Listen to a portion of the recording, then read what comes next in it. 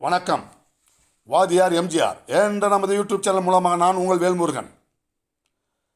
வருகின்ற 24ஆம் தேதி பிப்ரவரி 24 இதய தெய்வம் புரட்சி தலைவி அம்மா அவர்களுடைய 77வது பிறந்த நாள் விழா.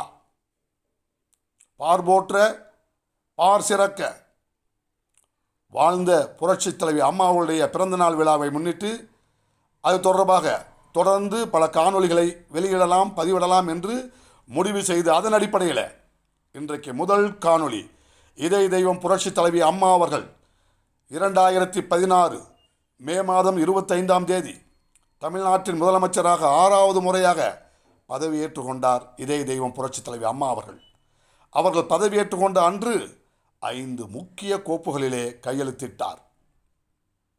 வறுமையை போக்க வேண்டும், பெண்கள் திறமையை பெருக்கிக் கொள்ள வேண்டும், இப்படி பெண்களுக்காக உழைத்த, பெண்கள் வளர வேண்டும், வாழ வேண்டும் என்று உழைத்த இதய தெய்வம் புரட்சி தலைவி அம்மா அவருடைய பிறந்த நாளிலே புரட்சி தலைவி அம்மா அவர்கள் 2016 மே மாதம் 25ஆம் தேதி 6வது முறையாக நம்ம தமிழகத்தின் முதலமைச்சராக பதவியேற்ற பிறகு முதல் கையெழுத்திட்டார். படித்த பெண்களுக்கு 8 கிராம் 1 பவுண்ட் தங்கம், தாலிக்கு தங்கம் என்கின்ற அற்புதமான திட்டத்தை வழங்கினார். அதற்கான கையெழுத்தினை போட்டார் இதய தெய்வம் புரட்சி தலைவி அம்மா அவர்கள் என்று சொன்னால் பெண்களுக்கான, இன்றைக்கும் சொல்கிறேங்க, ஒரு பெண் என்று சொன்னால் சொல்லுவாங்க வீட்டில் ஒரு குண்டுமணி தங்கமாவது அந்த பொண்ணு உடம்புல இருக்குன்னு சொல்லுவாங்க. அப்படி குண்டுமணி தங்கம் கூட இல்லாமல் வாடுகின்ற அந்த ஏழை எளிய பெண் குழந்தைகள் +2 அல்லது கல்லூரி படிக்க வேண்டும், படித்தால் தங்கம் உண்டு என்கின்ற நம்பிக்கையை ஊட்டினார். பெண்கள் படித்தார்கள், பெண் குழந்தைகள் படித்தார்கள்.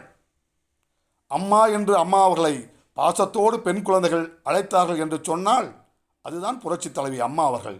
இன்றைக்கு சில நடிகர்கள் தங்களை அப்பா என்று அழைக்கிறார்கள் என்று அவிழ்த்து விடுகிறார்கள் மேடைகளிலே என்று சொன்னால் அவங்க அப்பான்னு யார் கூப்பிட்டாங்க, அது தப்பா போடுமே என்பது கூட உணராத அந்த நபர்களெல்லாம் புரட்சி தலைவி அம்மா அவர்களை, இந்த தமிழ்நாடு அம்மா என்ற தமிழ்நாடு மட்டும் இல்லைங்க, இன்றைக்கி இன்றைக்கும் வட இந்தியாவுடைய செய்தி ஊடகங்கள் அம்மா என்றால் அது புரட்சி தலைவி அம்மா என்று, இன்றைக்கும் புரட்சி தலைவி அம்மா அவர்களை அம்மா என்று தான் இன்றைக்கி தொலைக்காட்சி ஊடகங்கள் அழைக்கிறார்கள் வட இந்தியாவில் என்று சொன்னால் நம்ம ஊர் பயலுங்க எல்லாம் விலை போயிட்டான்.